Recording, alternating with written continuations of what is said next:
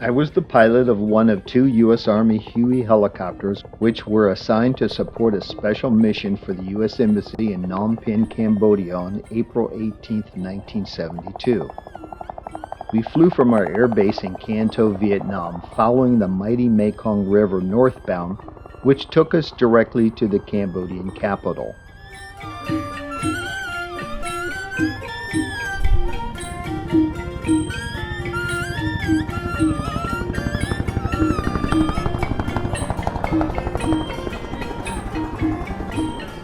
I was in awe of the beauty of the buildings at the Cambodian Royal Palace. From the architecture, I knew that we were definitely in the Orient. We safely arrived at the Phnom Penh International Airport. I was surprised how small it was. I was thinking it should be much bigger than it was. Not like Chicago or Los Angeles, but it was just a couple of white buildings.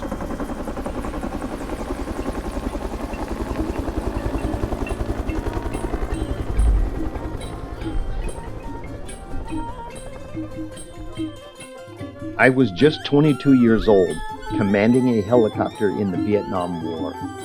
My crew chief and door gunner were about my age. We were crew members of the 18th Aviation Company, the Green Delta Platoon.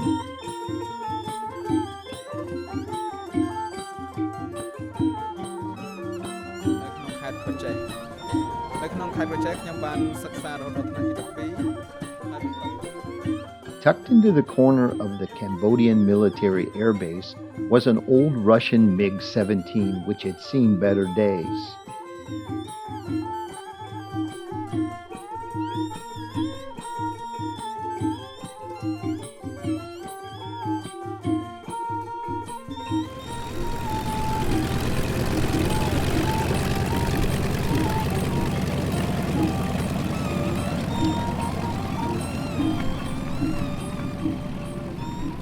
The Cambodian Air Force was busy moving about the flight line with their old American prop planes, loaded with bombs. Some still had the U.S. Navy orange and white training paint jobs.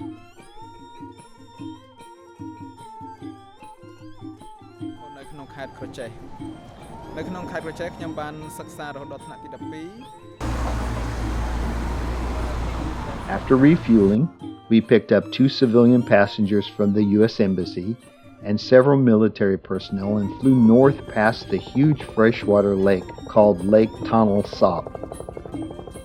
We were told to simply touch down, let the passengers out, and then immediately take off.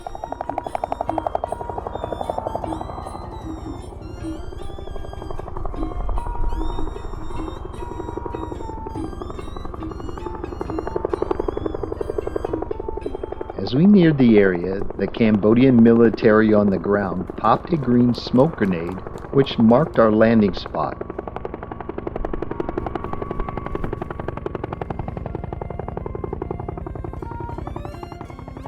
The embassy personnel jumped off, and we flew on to a small town near Kompong Thom.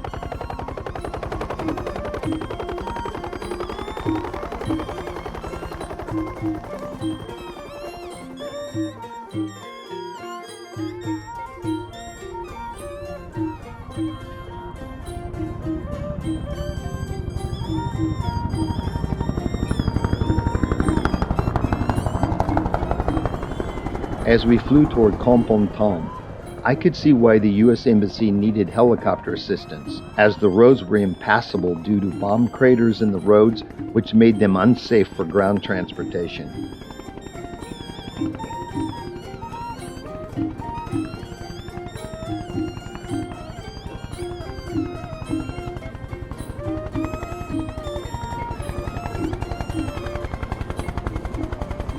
Near each town was an ornate Buddhist pagoda. From the air, it seemed like the Cambodians seemed to be maintaining their pagodas even if their houses and local buildings were deteriorating due to the war.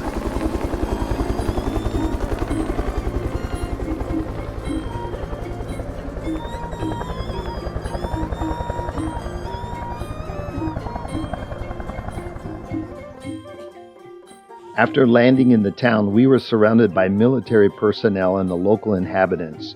All seemed very friendly, especially the children. One man had a patch on his shirt that said, "Peace, Hell, Bomb Hanoi."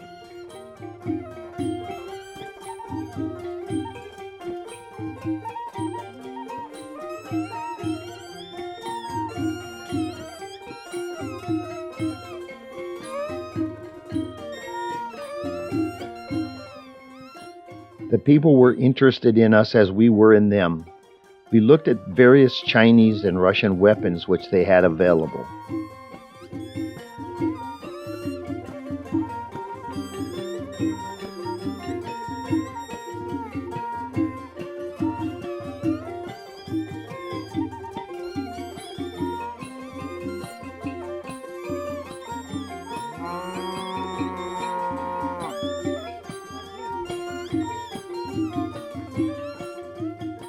After landing, we waited till 3 North Vietnamese prisoners were brought to the helicopters to be ferried back to Phnom Penh.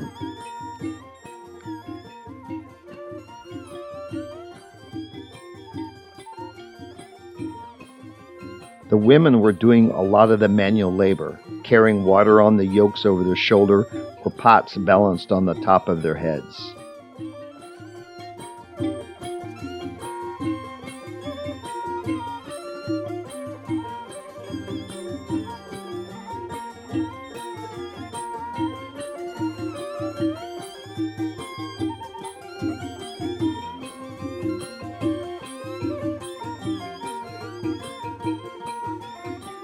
One young guy brought out his pet mongoose, which had a string tied around its neck. That was the first for me. I certainly didn't pet it. After taking off, the lead helicopter pilot noticed that we didn't have sufficient fuel to make the 110-mile trip back to the Phnom Penh International Airport. But there were no airports around and certainly no fuel to be had. Our mission calculation was off by about 20 minutes due to added flying time. We would run out of fuel before reaching the airport.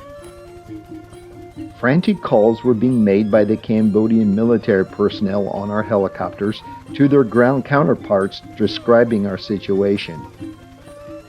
After what seemed like an eternity, as the fuel gauges decreased toward the 20-minute warning, we were told that a small village on a tributary of the Tonle Sap River had a cache of jet fuel barrels hidden in a bunker. We finally found the village and landed in the town square.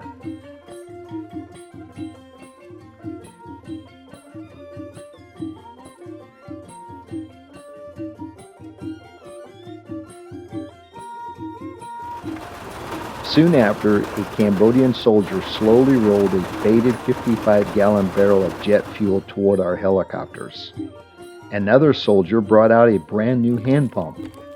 Eventually, 4 barrels were brought to the helicopters. We had no way of knowing if the fuel was the correct type or if it was contaminated.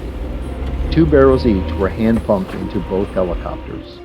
Someone told us that the CIA Air Wing, known as Air America, had repositioned the fuel in the town in the event it was needed for an emergency. We were the recipients of someone's good planning. The local military unit showed us a new shoulder-fired Russian RPG launcher, a deadly weapon which was used against the Americans in Vietnam quite successfully. A sign posted at the town square showed that we were 77 kilometers from Phnom Penh, about 30 minutes away. We definitely needed the emergency fuel to make it to our destination.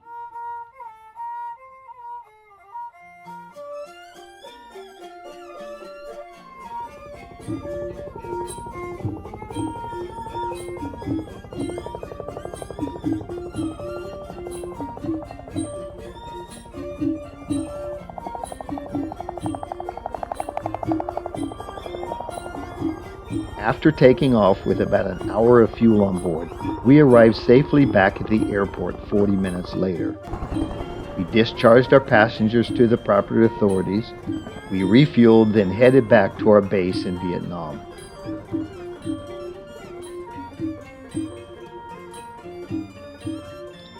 Fortunately, the mission turned out okay. The international press was reporting that there were no American troops in Cambodia during that time in 1972. Yet there were 2 helicopters with Americans flying around Cambodia on that day, and if we had run out of fuel, everyone would have found out we were there.